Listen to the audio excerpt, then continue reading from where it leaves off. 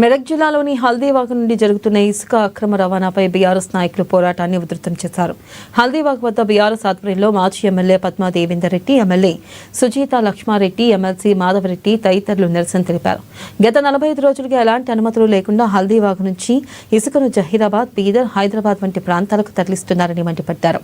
స్థానిక ఎమ్మెల్యే తన అనుచరులతో కలిసి ఈ అక్రమ రవాణాకు పాల్పడుతున్నారని, దీన్ని ప్రశ్నించిన వారిని భయభ్రాంతులకు గురిచేస్తున్నారని ఆరోపించారు.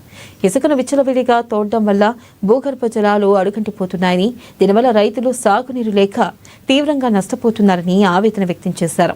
బీఆర్ఎస్ బృందం స్వయంగా వాగులోకి వెళ్లి అక్కడ ఏర్పాటు చేసిన క్వారీలను మరియు ఇసుక తరలిస్తున్న తీరును పరిశీలించింది.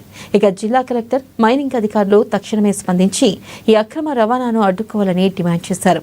లేని పక్షంలో రైతులతో కలిసి కలెక్టరేట్ ముట్టడి చేస్తామని నాయకులు హెచ్చరించారు. వేల టిప్పర్లు ఈ రోడ్ల మీద నడుస్తుంటే ఇక్కడ ప్రజలు ఆపే ప్రయత్నం చేస్తే వాళ్ళని కూడా భయభ్రాంతులకు గురి చేసే విధంగా వాళ్ళని చంపేస్తామని బెదిరించడం, వాళ్ళ మీద పోలీస్ కేసులు పెడతామని బెదిరించడం ఎంతవరకు సమంజసం? ఇది ఈ అధికారులకు, మరి జిల్లా అధికారి కలెక్టర్ గారికి ఇవి కనబడతలేవా?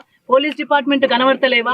మళ్ళా అదే కాకుండా ఇంత ఇసుక రవాణా జరుగుతుందని ప్రజలు మొత్తుకొని ఇక్కడ ఉన్న ఎవరైతే రైతులు ఉన్నారో వాళ్ళందరూ మొత్తుకుంటా ఉంటే దొంగ అన్నట్టుగా వాళ్ళే మేము ఇసుక రవాణాను ఆపేస్తాం, ఆపనీయం, జరగనీయం అని మళ్ళా వాళ్ళే ప్రెస్ లో చెప్పినట్టు చేయడం, ఆ కలెక్టర్లకు చెప్పినట్టు చేయడం, ఎస్పీ గారికి చెప్పినట్టు యాక్షన్. ఒక చిన్న రైతు తన పొలానికి మట్టి తీసుకుపోవాలంటే తీసుకుపోతున్నటువంటి సందర్భంలో కేసులు బుక్ చేస్తా ఉన్నారు.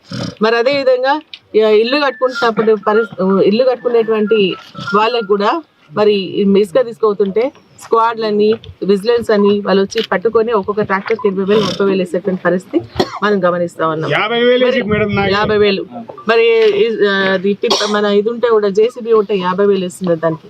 సో ఇట్లా చిన్న రైతులకేమో, చిన్న గ్రామం ఉన్నటువంటి ప్రజానికంకేమో మరి వారి సొంత అవసరాలకు తీసుకుపోతుంటే వాళ్ళకి పట్టుకొని వాళ్ళకి ఇవన్నీ కూడా వేస్తా ఉన్నారు.